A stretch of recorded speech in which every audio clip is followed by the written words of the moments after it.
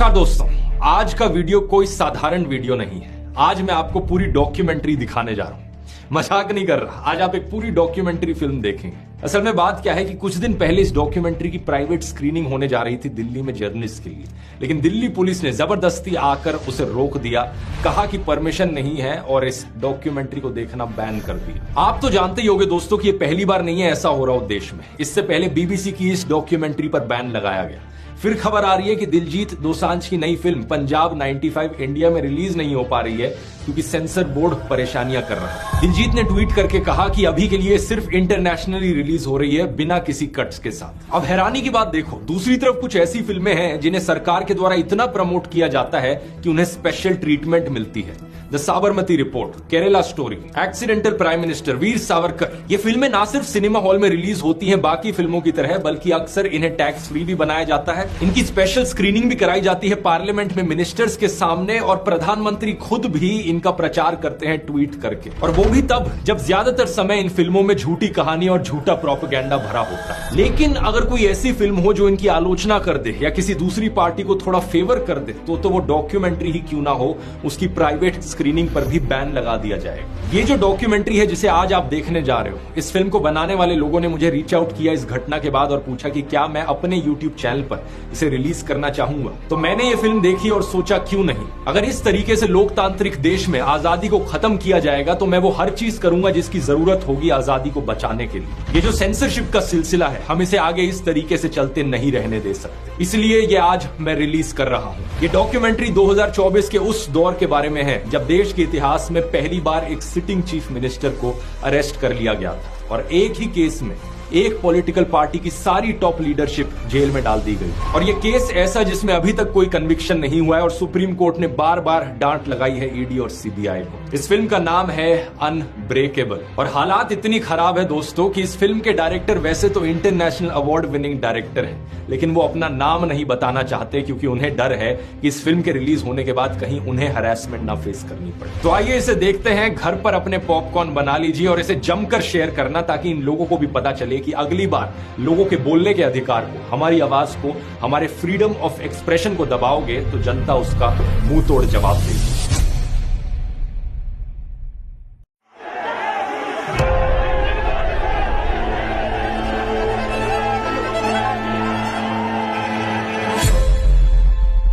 अरविंद केजरीवाल पहली बार सरकार बनाने में कामयाब हुए। 70 में 67 सीटें कोई सोच सकता है? 70 में 62 सीटें कोई सोच सकता है साहब? तो उसके बाद से विरोधियों को लगा कि नहीं भाई, ये तो जमीन पे जो है वो काम कर रहे हैं, लोग इनसे जुड़ रहे हैं।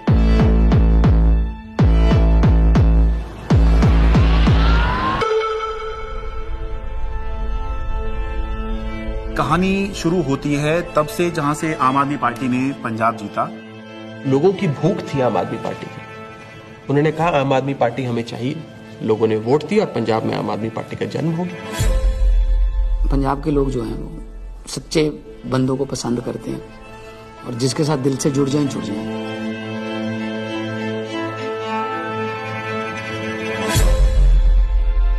आम आदमी पार्टी गुजरात को भविष्य देगी। गुजरात की 6 करोड़ जनता के साथ मिलके एक नया गुजरात बनाएंगे जिसमें 24 घंटे बिजली होगी। और उसके बाद आम आदमी पार्टी गुजरात में जैसे ही घुसी तो वहां से एक दिल्ली के अंदर हमें चेंज आता हुआ दिखाई दिया।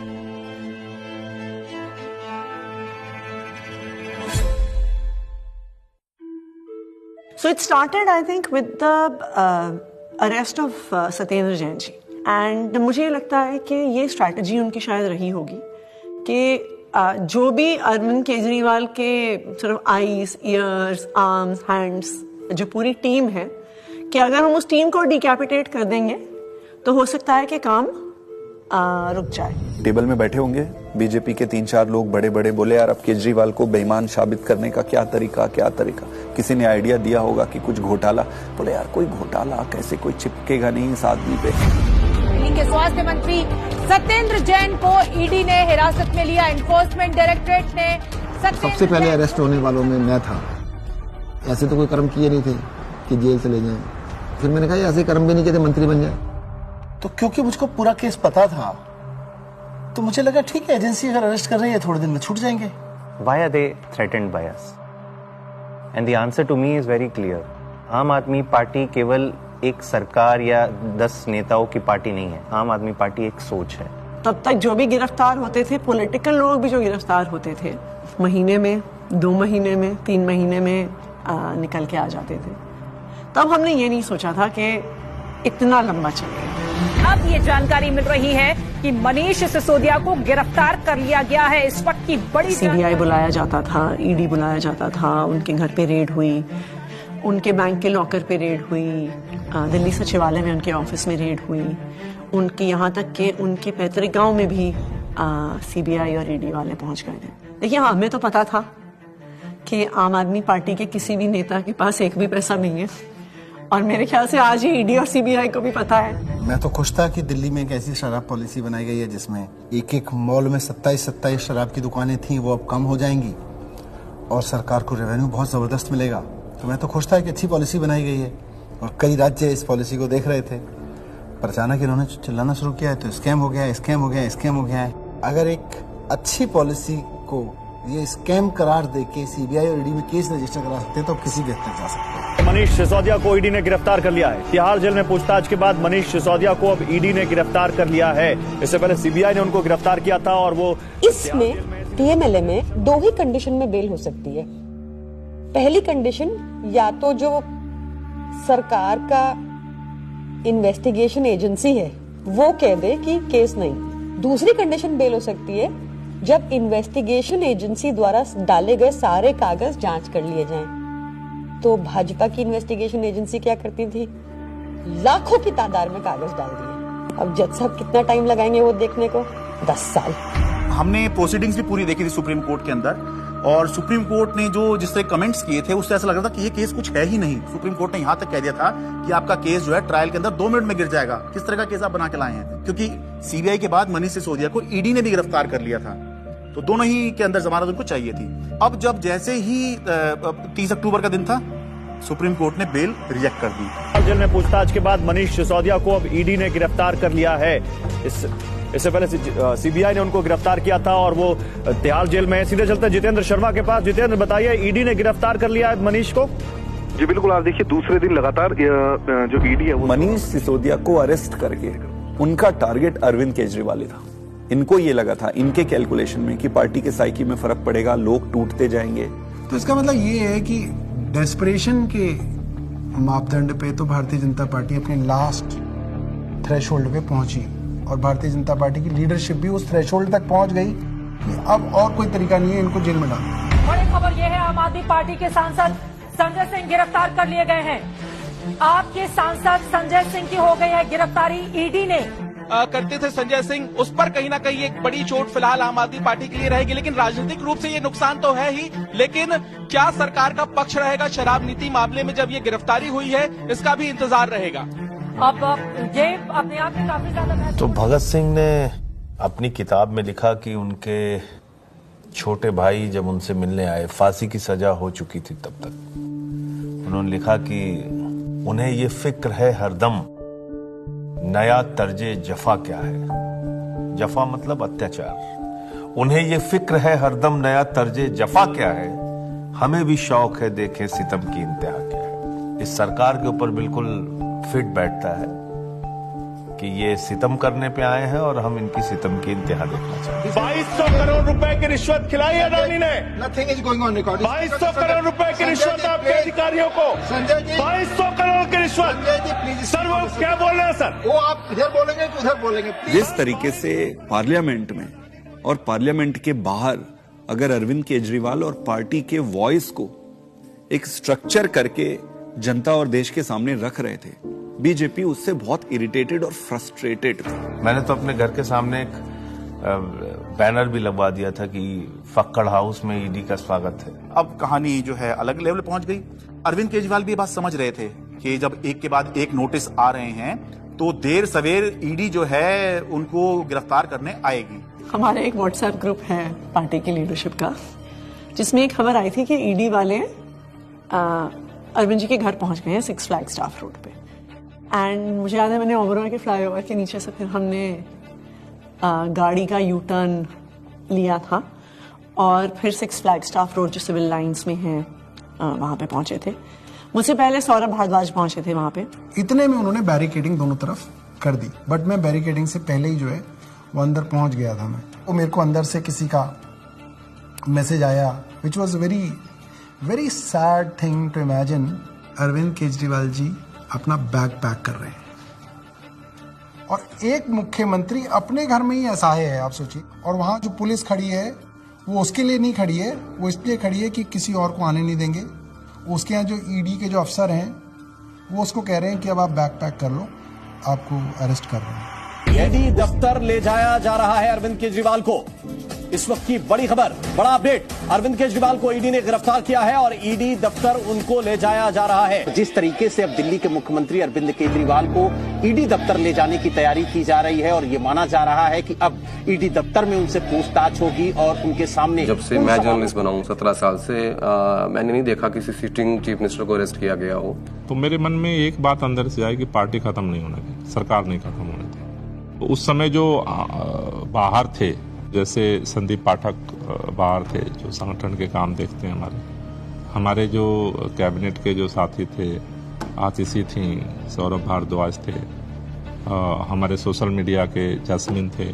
तो फिर हम सब लोग हमारे घर पे ही हमने सबको बोला, सब लोग हम लोग वहीं धीरे धीरे वहीं गैदर हुए। अब ये देश को बचाने की लड़ाई है, तानाशाही के खिलाफ लड़ाई है और सभी मिलकर के लड़ेंगे और इस लड़ाई को जीतेंगे। कल 10 बजे भारतीय जनता पार्टी के मुख्यालय पर हम इसके खिलाफ प्रोटेस्ट शुरू करेंगे।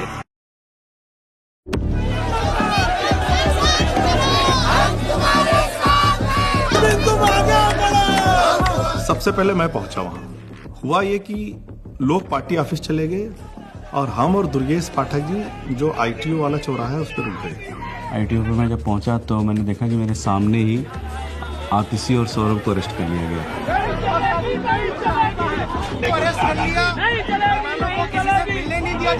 कोई वहाँ पे प्रोटेस्ट करने आता, 4 लोग सड़क पे बैठते, 4 लोगों को बस में बिठाते, बस भेजते।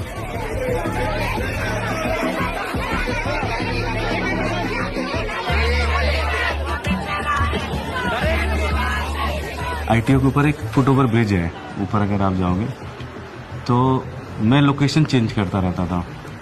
तो कहीं एक जगह जाके ऐसे शांत खड़ा हो जाता था, फिर मैं देखता था कौन आ रहा है किधर से, तो मैं देखता था उधर से 20 लोग आ रहे हैं। तो उनमें से मैं पहचान जाता था। मोस्टली मैं ऑर्गेनाइजेशन में काम करता था तो सबके नंबर थे, तो मैं उनको फ़ोन करके बोलता था अभी रुक जाओ 10 मिनट, मैं जहाँ बोलूँगा उस डायरेक्शन में जाना।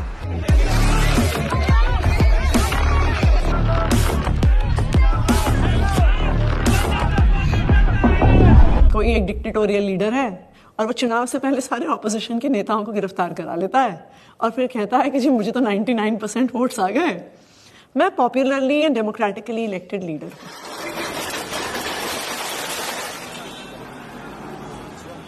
Can I have water? इसको इधर रख सकते हैं बगल में, इस टेबल को इधर रख दो। 2013 में सबसे पहले लोगों ने हमें वोट क्यों दिया? हम तो कुछ भी नहीं थे, कभी कहीं सरकार नहीं चलाई थी, हम तो ये भी नहीं कह सकते थे हमने ये काम करके दिखा दिया हमें वोट दो। अन्ना आंदोलन किया था, तो अन्ना आंदोलन में लोगों ने देखा ये लड़के बड़े ईमानदार हैं, देशभक्त हैं, जिद्दी हैं, किसी चीज पे अड़ जाए तो करके रहते हैं। ये क्वालिटीज जनता को हमारी पसंद आई।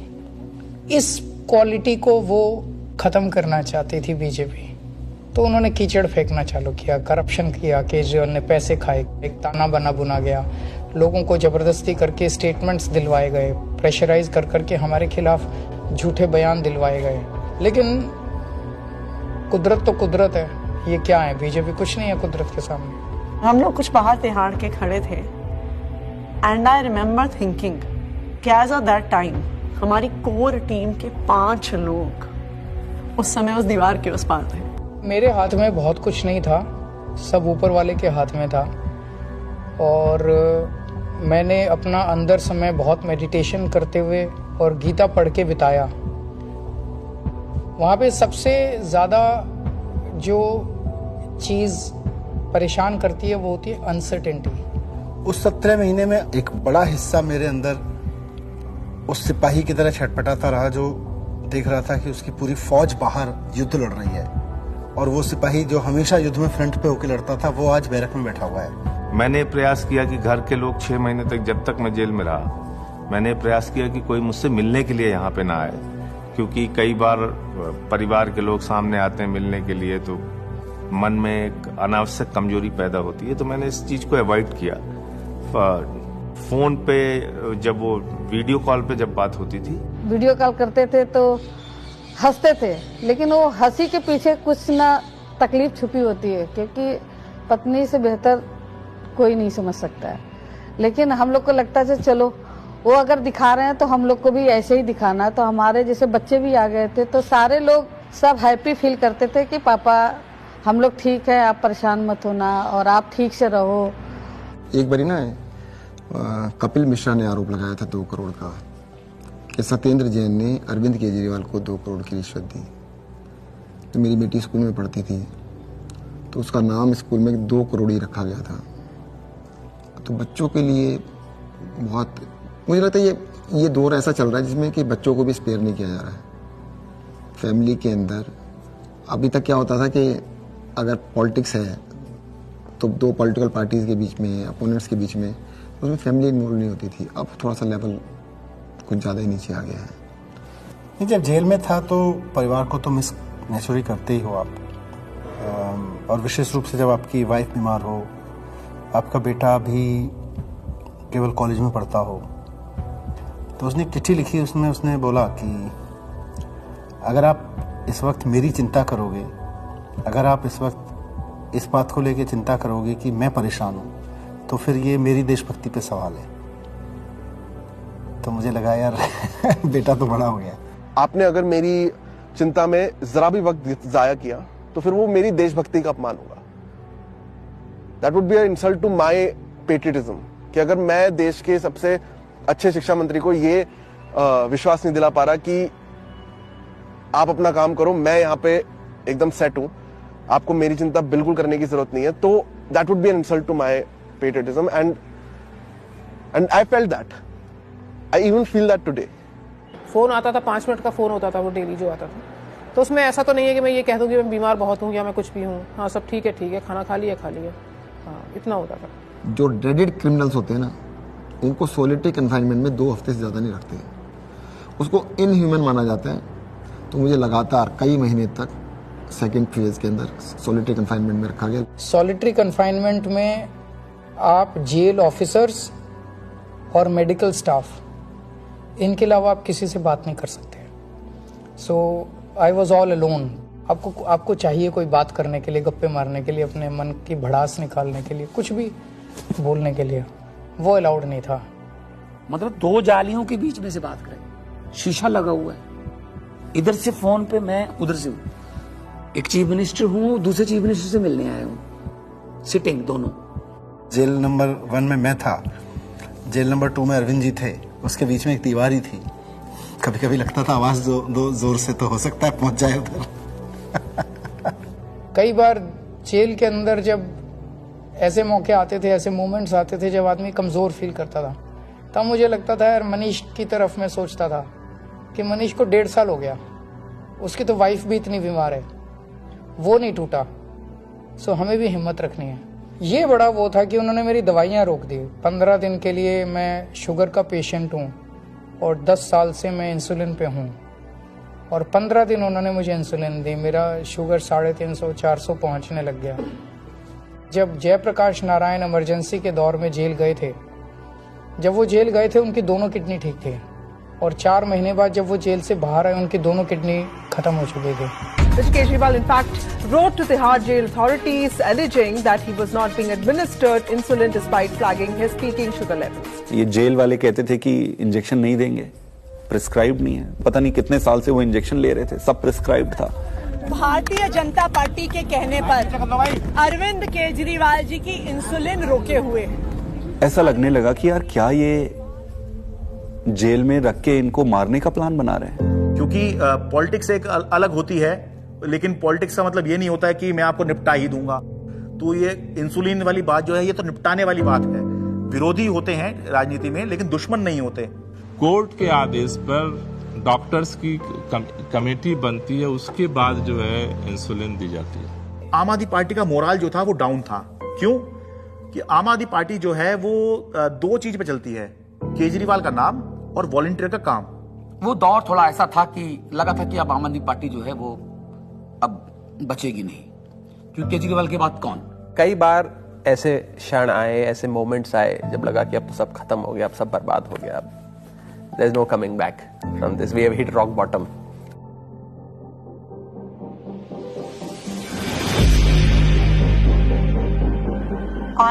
I really admire her for her strength. वो खुद पब्लिक डोमेन में आई पहली बार। मुझे लगता है कि शायद रामलीला मैदान में जब उन्होंने बोला होगा, that was probably the first time that she ever gave a political speech. सभी भाइयों, बहनों, माताओं, बुजुर्गों, आप सभी को मेरी राम राम। अच्छा, ओके। मेरे को तो समझ नहीं आ रहा था अरविंद कैसे संभालते हैं।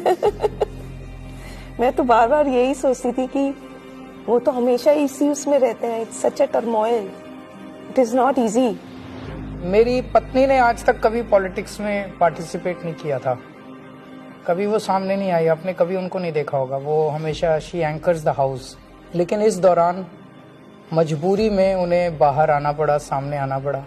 कुछ प्लानिंग नहीं थी, इट्स जस्ट दैट कि मैं अरविंद जी से मिलने गई, उन्होंने कहा कि ये मेरा मैसेज पार्टी तक दे दो, क्योंकि ये एप्रीहेंडेड की पार्टी में तो बड़ी खलबली जो भी है। उन्होंने एक मैसेज दिया और उस मैसेज की मैंने एक वीडियो रिलीज कर दी, अरविंद जी का मैसेज। तो वो स्लोली शायद एक एंकरिंग हो गई मेरी, और मेरा एक रोल डिफाइन हो गया, मेरी एक जिम्मेदारी डिफाइन हो गई। और जिस तरह से वो सारे पार्टी के सीनियर लीडर्स से, चाहे वो पंजाब के थे, चाहे वो देश भर के दूसरे राज्यों के थे, चाहे वो दिल्ली के थे, सबसे मिल रही थी, सबको हौसला दे रही थी और सबको एकजुट रखा उन्होंने। वो मुझे लगता है कि काफी काबिल तारीफ है। उनके साथ जो है विधायकों की मीटिंग कराई गई ताकि सबका भरोसा बना रहे कि हाँ, घबराने की जरूरत नहीं है, अभी भी सब कुछ ठीक है। तो वो संवाद पार्षदों के साथ में, विधायकों के साथ में, मंत्रियों के साथ में, सांसदों के साथ में, ये सब सुनीता केजरीवाल ने ये सब किया। मुझे याद आ रहा है कि मार्च के शायद आखिरी दिन रहा होगा, दिल्ली के अंदर रामलीला मैदान में इंडिया ब्लॉक की एक बड़ी रैली हुई। और वो रैली इसलिए हुई कि एक तरफ अरविंद केजरीवाल को गिरफ्तार किया था, मौजूदा मुख्यमंत्री को गिरफ्तार किया था, देश में ऐसा पहली बार हुआ। दूसरी तरफ झारखंड के मुख्यमंत्री हुआ करते थे, उनको गिरफ्तार किया गया था। तो दिल्ली में आम आदमी पार्टी ने इसकी अगुवाई करी, इस इंडिया ब्लॉक की रैली की, और रामलीला मैदान में बड़ी रैली हुई। और उस रैली का जो अचीवमेंट था कि इंडिया ब्लॉक के सारे बड़े नेता उस एक मंच पर आ गए, अपनी सारी जितनी भी उनकी आपसी विवाद हैं, आपसी मतभेद हैं, जो होता है, होगा भी, पहले भी था, आगे भी होगा, लेकिन उसके बावजूद भी जब अरविंद केजरीवाल की गिरफ्तारी का मुद्दा था, तो उसको लेकर सोनिया गांधी, प्रियंका गांधी, राहुल गांधी, ये तीनों जो हैं उस दिन इंडिया ब्लॉक की रैली में आए। और सारे बड़े नेता जितने गठबंधन में हैं, चाहे वो अखिलेश यादव हों, शरद पवार हों, और उससे जो है एक माहौल बना कि बीजेपी से लड़ने के लिए, या बाद में बीजेपी ने जब ये इंडिया गठबंधन बनते देखा तो एनडीए भी कहना शुरू कर दिया, उससे पहले बीजेपी ही चल रही थी। एनडीए से लड़ने के लिए एक इंडिया ब्लॉक जो है वो अब बन गया है, जिसमें मिलके जो है बीजेपी को चुनौती दे सकते हैं। भारतीय जनता पार्टी इसलिए इस मॉरल वॉर को हार गई क्योंकि हमारे तमाम नेताओं के गिरफ्तार होने के बावजूद भी हम एक दिन भी डिफेंसिव नहीं थे। ये जेल भेज दें, कितने मुकदमे हमारे पे रोज चल रहे हैं, कोर्ट की तारीख आती है, जाते हैं, भुगतते हैं, पुलिस वाले आते रहते हैं, SHO बदलते रहते हैं, रोज मुकदमे होते रहे। आम आदमी पार्टी का जो DNA है वो भारतीय जनता पार्टी के आगे झुकेगा नहीं, दबेगा नहीं, रुकेगा नहीं, और आम आदमी पार्टी इसीलिए जिंदा है। एक अहम मुकाम जो था इस संघर्ष का तब आया जब अचानक से 2 अप्रैल को सुप्रीम कोर्ट ने संजय सिंह को जमानत दे दी। संजय सिंह को जमानत मिल गई है। आम आदमी पार्टी के सांसद संजय सिंह को जमानत मिल गई। जश्न का वक्त नहीं है, जंग का वक्त है। संघर्ष के लिए तैयार हो जाओ, जम के लड़ेंगे और लड़ेंगे। That was the time at which I felt कि शायद हमारी इमोशंस बाहर निकल कर आई। एंड जिस दिन मनीष जी की बेल हुई थी और मुझे याद है उस दिन I was at a school inauguration, I am not very prone to being, मैं बहुत ऐसे इमोशनल व्यक्ति नहीं हूँ, पर उस दिन तो मैं स्टेज पर ही रोने लग गई थी। मैं एक पब्लिक उसमें थी, इनॉग्रेशन में थी। मनीष सिसोदिया को सुप्रीम कोर्ट से जमानत। इन्होंने स्टडी तो पूरा किया और उन्होंने सीढ़ी भी ठीक बनाई थी, बट वो सीढ़ियां ना, इसको ये नहीं पता था कि सारे केजरीवाल के रंग में रंगे हुए। डिले किया जा रहा है, डिले पर डिले, वो मनीष सिसोदिया की तरफ से नहीं, जब बल्कि प्रक्रियागत है। और तुमने सारे के सारे रिसोर्सेज यूज कर डाले, तुमने ED यूज कर डाला, तुमने CBI यूज कर डाली, ACB यूज कर डाली, विजिलेंस यूज कर डाला, दिल्ली पुलिस यूज कर डाली, सारा मीडिया का नैरेटिव यूज कर डाला, पूरी पावर तुमने, मतलब कितनी गन पावर है बीजेपी की, आपने सब कुछ यूज करके इन सारे लीडर्स को अरेस्ट कर लिया। उसका रिजल्टेंट क्या है? 0। आम आदमी पार्टी के पूर्व मंत्री और वरिष्ठ नेता सत्येंद्र जैन को आखिर दिल्ली के राउज एवेन्यू कोर्ट से जमानत मिल गई है। हमें पता तो था ही कि आज नहीं तो कल, कल नहीं तो परसों बाहर तो आना ही है, क्योंकि हमने कुछ किया नहीं है। अगर हमने कुछ किया होता तो शायद हम BJP ज्वाइन कर लेते, जैसे बाकियों ने किया। अरविंद केजरीवाल को जमानत मिल गई है। जिस खबर का इंतजार आम आदमी पार्टी के नेता कार्यकर्ता लंबे वक्त से कर रहे थे, वो खबर आ चुकी है। अरविंद केजरीवाल को जमानत मिल गई है। अभी की बहुत बड़ी खबर, दरअसल अदालत तो ये इलेक्शन डिफाइन करेगा कि आम आदमी पार्टी कहां जाएगी, और अगर ये इलेक्शन अरविंद केजरीवाल जीतते हैं तो वो उस लीग में आ जाएंगे जहां पर ये चर्चा होने लग जाएगी कि अगर 2029 में लोकसभा का चुनाव होगा तो क्या अरविंद केजरीवाल प्रधानमंत्री का एक चेहरा हो सकते हैं, वो चर्चा होगी। नहीं, मैं कभी अपने आप को ऐसे नहीं सोचता कि मैं कभी PM बनूंगा, या कभी ऐसे भी नहीं सोचा था कि मैं CM बनूंगा। सो PM बनना मेरी जिंदगी का कोई मकसद नहीं है, लेकिन जो भी सरकार आए इसे खत्म करना होगा। मैं चुनाव के टाइम में चुनाव लड़ो, आपस में एक दूसरे को गाली गलौच मत करो, आपने जो काम किए वो जनता के सामने रखो, आप जो विजन लेके आए हो वो जनता के सामने रखो। जनता को जो पार्टी पसंद आएगी उसको जिताएगी। जीतने के बाद सारी पार्टियों को मिलके फिर काम करना चाहिए, देश के लिए काम करना चाहिए, चाहे पक्ष में हो विपक्ष में हो। विपक्ष को कंस्ट्रक्टिव क्रिटिसिज्म करना चाहिए ताकि सरकार अच्छा काम कर सके, लेकिन एक दूसरे का जेल में डालना ये अच्छी राजनीति नहीं है। मैं दिल्ली की जनता से पूछना चाहता हूं, मैं देश की जनता से पूछना चाहता हूं कि क्या केजरीवाल ईमानदार है कि गुनहगार है?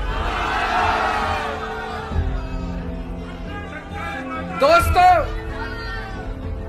2 दिन के बाद, आज से 2 दिन के बाद मैं CM की कुर्सी से इस्तीफा देने जा रहा हूं,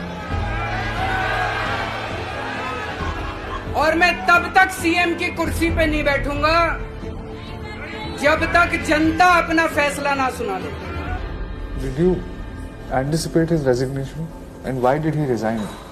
रुके न जो, रुके न जो, झुके न जो, दबे न जो, मिटे न जो, हम वो इंकलाब हैं, जुल्म का जवाब है, हर शहीद हर गरीब का हम ही तो ख्वाब हैं।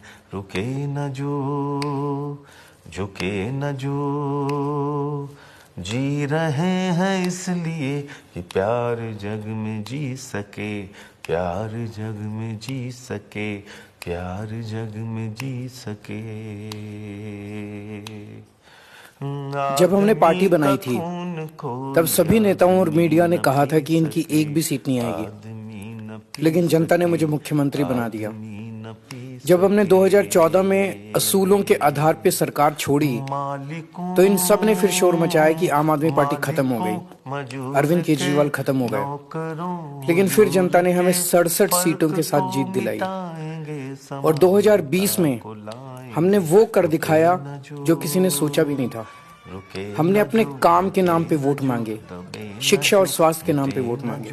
सबने कहा कि इस देश में शिक्षा और स्वास्थ्य पर कोई वोट नहीं देगा, लेकिन जनता ने फिर सबको गलत साबित कर दिया। जनता ने कहा अगर आप हमारे लिए काम करोगे तो हम आपको पावर देंगे। मैंने तो राजनीति में इतना ही सीखा है कि जब जनता अपना मन बना लेती है तो भले ही उनके सामने कितना बड़ा तानाशाह हो, पूरे सिस्टम की ताकत हो या बड़ी बड़ी पार्टियां हो, जनता सबको ध्वस्त कर देती है। जनता के सामने किसी का अहंकार नहीं चलता और जनता से बढ़कर कोई अदालत नहीं है। इसलिए मैं जनता के बीच जाऊंगा और अब जनता फैसला करेगी।